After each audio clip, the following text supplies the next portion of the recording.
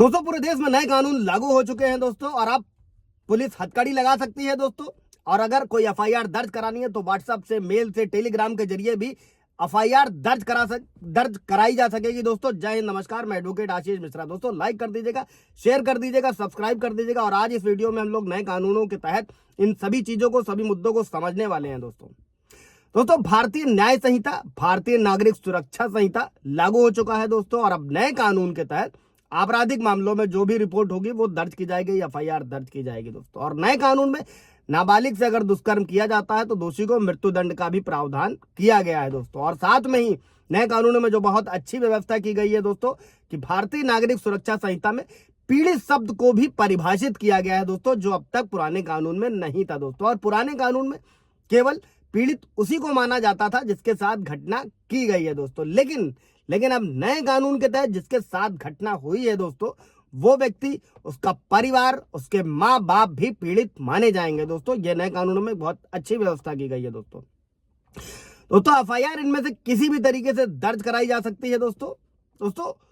कोई सवाल जवाब होगा, कोई क्वेरी होगी इससे रिलेटेड तो पूछ लीजिएगा। अभी वीडियो को समझते हैं दोस्तों। और नए कानूनों में मोबाइल को भी मान्यता दी गई है दोस्तों।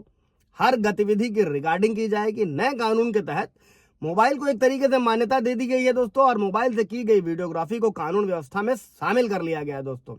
और अब किसी भी घटना के होने के बाद में जो भी घटना स्थल होगा दोस्तों, वहां पर वीडियोग्राफी की जाएगी। इसके अलावा गिरफ्तारी, बयान, बरामदगी, जो भी सर्च अभियान चलाया जाएगा, उन सभी की वीडियोग्राफी नए कानून के तहत व्यवस्था की गई है कि उनकी वीडियोग्राफी की जाएगी दोस्तों। और अगर कोई व्यक्ति थाने में मान लीजिए घायल अवस्था में आया तो उसकी भी वीडियोग्राफी होगी दोस्तों। और मोबाइल से बनाया गया वीडियो अब मान्य होगा दोस्तों। इसके अलावा गिरफ्तारी के समय आरोपी के रिश्तेदार का मोबाइल नंबर भी दर्ज किया जाएगा। गिरफ्तारी के बाद सीधे आरोपी के जो भी रिश्तेदार होंगे उसके नंबर पर गिरफ्तारी का संदेश यानी कि मैसेज भेजा जाएगा दोस्तों। और अदालत में उसे बताना भी होगा कि मुकदमे में क्या क्या इलेक्ट्रॉनिक सबूत है दोस्तों। इसके अलावा समझिएगा दोस्तों कि अगर कोई भी पीड़ित है, कोई भी निःशुल्क विधिक सहायता चाहता है, फ्री एडवोकेट चाहता है, तो आप नालसा की नेशनल लीगल सर्विसेज अथॉरिटी की वेबसाइट पर विजिट कर सकते हैं। अगर आप पात्र हैं तो निःशुल्क न्याय पा सकते हैं दोस्तों, फ्री एडवोकेट पा सकते हैं। इसके अलावा हर जिले में, हर डिस्ट्रिक्ट में डीएलएसए का ऑफिस होता है, जिला विधिक सेवा प्राधिकरण का। वहां जाकर आप ऑफलाइन अप्लाई कर सकते हैं और अपने लिए निःशुल्क विधिक सहायता पा सकते हैं दोस्तों।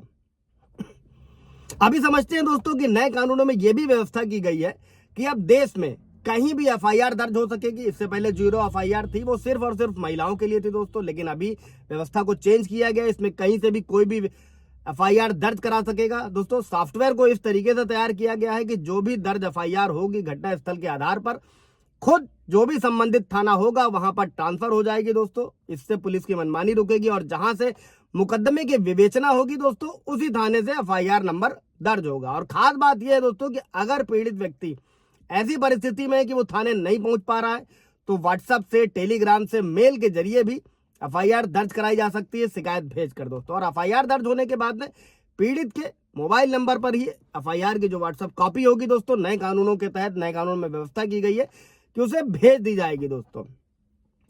अभी तक वर्तमान में क्या होता था कि बंदियों, जो भी जेल में कैदी होते थे, उनको कोर्ट में पेश करते समय हाथ में हथकड़ी नहीं लगाया जा सकता था। लेकिन अगर किसी बंदी की, कोई जो कैदी है, उसको हथकड़ी लगाना जरूरी है तो इसके लिए कोर्ट से इजाजत लेनी पड़ती थी दोस्तों। और इसका फायदा उठाकर कई बार कैदी फरार भी हो जाया करते थे दोस्तों। लेकिन अभी नए कानून के तहत अगर कोई ऐसा अपराध किया गया है जो हत्या है, दुष्कर्म है, रेप है, एसिड अटैक है, बच्चों का यौन शोषण है, अगर मानव तस्करी की गई है, एनडीपीएस का मामला है दोस्तों, तो ऐसे में जो भी अपराधी पकड़ा जाएगा उसको हथकड़ी लगाकर कोर्ट में पेश किया जाएगा दोस्तों। और इसके अलावा अगर कोई ऐसा कैदी है या ऐसा कोई बंदी है जो पिछली बार भाग चुका है, उसे भी हथकड़ी लगाकर कोर्ट में पेश किया जाएगा दोस्तों। ये सारी व्यवस्था नए कानूनों में की गई है, बहुत अच्छी व्यवस्थाएं हैं। इससे रिलेटेड कोई सवाल जवाब होगा, कोई क्वेरी होगी तो पूछ लीजिएगा। Thank you.